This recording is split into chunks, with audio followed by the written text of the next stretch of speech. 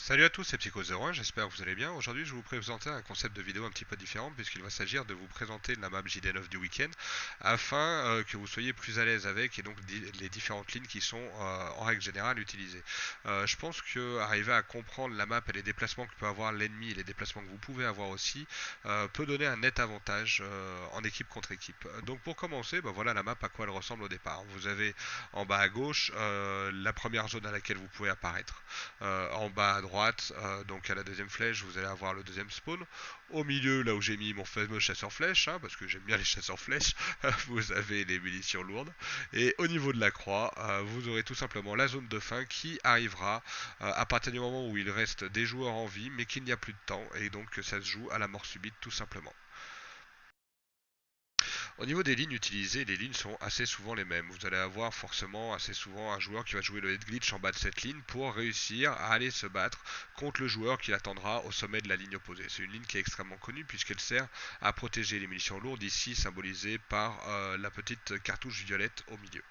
Vous aurez forcément une deuxième ligne qui est sa diagonale opposée, qui va être le head glitch, qui sera disputé entre un joueur qui attendra au bas de ses escaliers par rapport à un autre joueur qui l'attendra lui à la ligne opposée. Ces deux lignes en fait se croisent et permettent de tirer dans des directions différentes, de couvrir une grande partie de la zone, de couvrir les lourdes parce que c'est quand même un objectif qui est extrêmement important, surtout en survie comme c'est le mode de ce week-end. Vous aurez aussi cette fameuse flèche rouge que je vous ai rajoutée au niveau du circuit, qui est un tunnel qu'il ne faut surtout pas négliger. Ça va permettre à un joueur tout simplement de venir chercher un autre qui va être par exemple en head glitch en bas à gauche. Hein, par le biais de cette ligne, vous allez pouvoir venir le chercher assez facilement.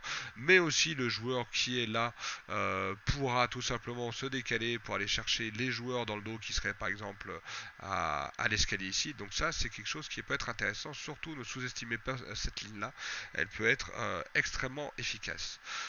Vous avez aussi d'autres lignes qui existent et qui sont souvent mal exploitées puisque pas forcément peu connues, mais on ne comprend pas trop à quoi ça peut bien servir.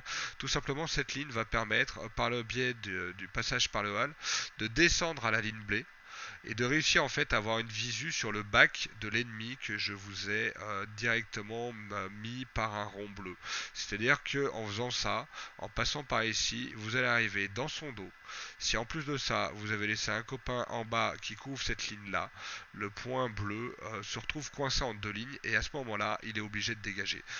Obligé de dégager, ça veut dire quoi? Ça veut dire que il couvre absolument plus les munitions lourdes, puisque pour sortir en fait de cet endroit-là, bah, soit il va décaler par ici, soit il va venir s'enfermer ici, mais ça veut dire que les munitions lourdes seront à découvert. Ça veut dire que votre collègue pourra les récupérer. Bref, ça peut être dévastateur. Donc soit que tout le monde passe directement à l'arrière pour back, pour obliger les joueurs adverses à se pousser de ce head glitch et à venir chercher le corps à corps par exemple, plutôt que de jouer un jeu longue ligne qui sera quasiment obligatoire si vous jouez les lignes que je vous ai présentées au départ, qui peut être vraiment dévastateur. Vous allez pouvoir passer aussi par la zone au middle, qui est aussi intéressante à protéger.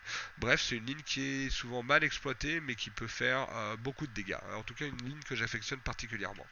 Au niveau du côté opposé, bien sûr, vous avez exactement la même chose.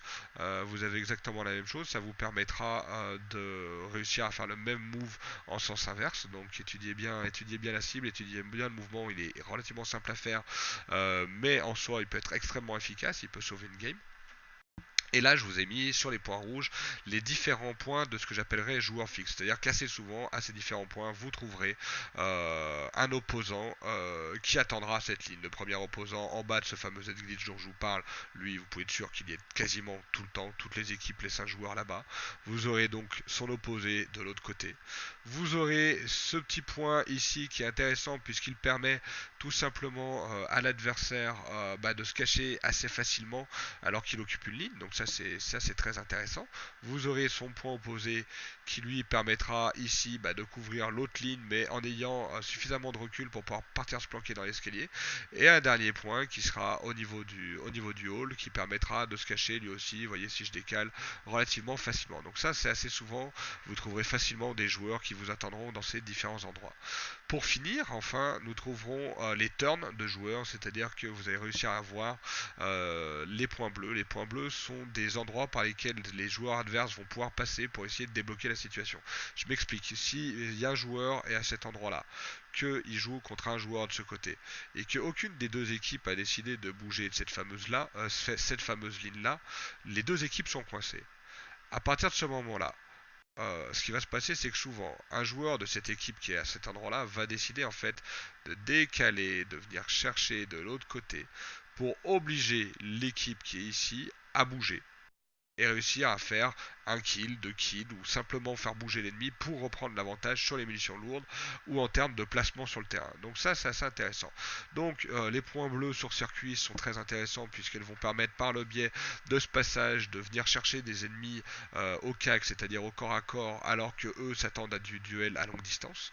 Le point par le hall pardon, en haut à gauche va vous permettre de couvrir une large zone. Cette fameuse ligne que j'aime bien qui est par le bas de la porte, donc par le bas de B, qui va permettre vraiment de faire un contournement qui est vraiment solide. Et ce dernier point à droite qui est au niveau de la zone, comment dirais-je, du comment je n'ai plus trouvé. Bref, vous avez une petite zone en hauteur à cet endroit-là qui permet vraiment d'être extrêmement efficace. Donc pour finir, cette map est relativement simple. Elle est relativement stratégique. Simplement, méfiez-vous au turn, soyez malin, coincez l'adversaire, ne vous laissez pas coincer, et surtout, comme dirait l'autre, n'oubliez pas que vous êtes les meilleurs. Bon